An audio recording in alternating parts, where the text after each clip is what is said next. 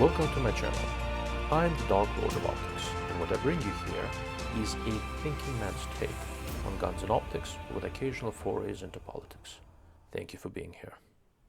Alright folks, let's get this show on the road. What I want to talk about this time is this red dot sight. This is a Shield RMSC with a glass lens. I've talked quite a bit about Shield RMS family sights. I have, 6, 7 of them.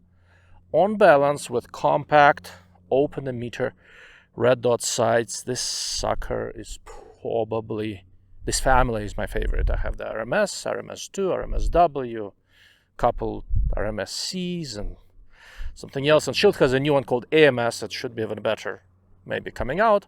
But ultimately, when I'm not testing something, these are the sights I shoot most of the time. There are several reasons for them. One is that it's very, very low profile. In RMSC, C stands for compact, is also narrow. So it fits the narrow CC75 slide fairly well. I most usually carry Glock 48 or 43X. It fits that really, really well.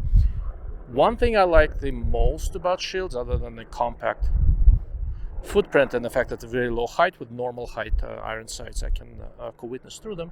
One of the things I really like is the fact that they auto-adjust dot, and all of these auto-adjust. There's no manual adjustment, which I like. Probably works the best out of them all, even when I am in a comparatively complicated situation where I'm in a shaded area and I'm shooting at something fairly bright out. The dot is still visible. Maybe not as nuclear bright, but easily visible and works well. Well, I mean, just in case, I do have co-witnessed iron sights, but I have never lost a dot on any of the RMS family sights. I have a strong suspicion that the reason why their feedback algorithm is so good is that the sensor that detects the ambient radiation is right by the emitter. It's a little bit hidden, so it's also sort of looking through the window and does fairly good job. Now, when it's comparatively bright, the dot tends to be on the brighter side, which, given my astigmatism, it's not always perfectly round. It's perfectly round now when it's very bright out. When it's comparatively dark and the dot is bright, it's not perfectly round. But for defensive use, for fast shooting, it doesn't have to be perfectly round. As long as it's on target, I am good to go. Before I move on, because there's really not that much else to say in this review, because there are no real flaws in this thing that I can come up with. Battery lasts for more than a year of normal use. This was originally a plastic lens one. I went to a class and a bunch of people standing in a line. Twice a piece of brass hit the lens and the plastic lens got scratched. I sent it to them and they upgraded it for me, replaced it with a glass lens. I will say that the collimation quality is a little bit better with the glass lens than it was with the plastic, meaning the dot is rounder, but doesn't make that much difference for me. This particular one is a 4 MOA dot. I have these in different sizes. I do prefer the larger dot. I prefer the 8 MOA dot. I think that works better for me on handguns. And aside from that, I don't know. Other than getting banged up, physically impacted, I've never had one fail. I've never had one shift zero. I've had one go loose on a slide once, and that turned out I didn't put Loctite on when I mounted it. So I don't know what else to say. They work and they work well. Like all open emitter sights, you have crud occasionally accumulating on the lens if you carry this thing. This particular gun I don't carry. This is a double action, single action CC75 that was tricked out for me by Cajun Gunworks, meaning action, job, trigger, different hammer and all sort of stuff. It's a sweet shooting gun with absolutely world-class trigger. The most recent change I made to it was to put in this lock grips, LOK. This is something called thin bogies. I was looking for a slightly thinner grip circumference, and these make it about a quarter inch or so thinner than the wood grips I had before.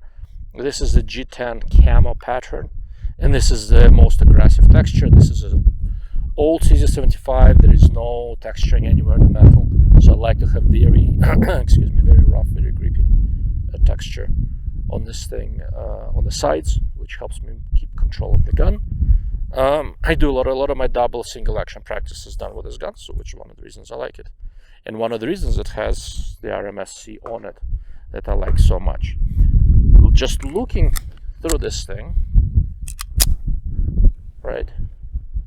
So you see in this bright light, the dot is perfectly round. I have the green fiber optic front sight, and the dot is on it. Yeah, this is a nice thing. The dot doesn't blink. Nothing goes out of focus. Let's shoot something. That thing is about 50 yards away. Once in a while I need to do some distance practice with a handgun. Very curious what I'm gonna get there.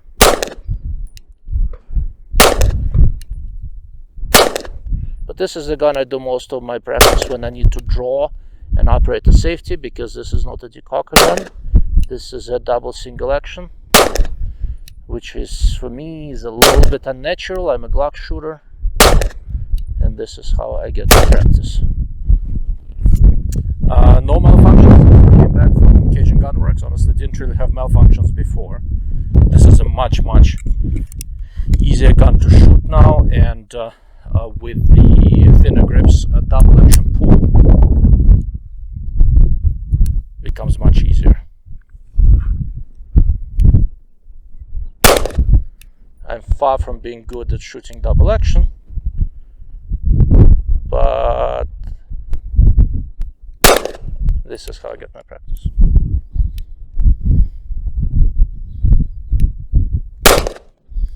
Double action headshots at about 30 yards. Not something I'm good at, but it doesn't mean I'm not gonna try.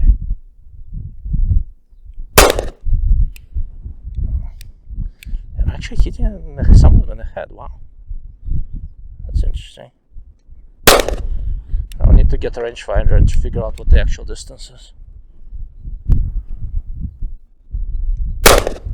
Alright, go back to long distance, longish distance.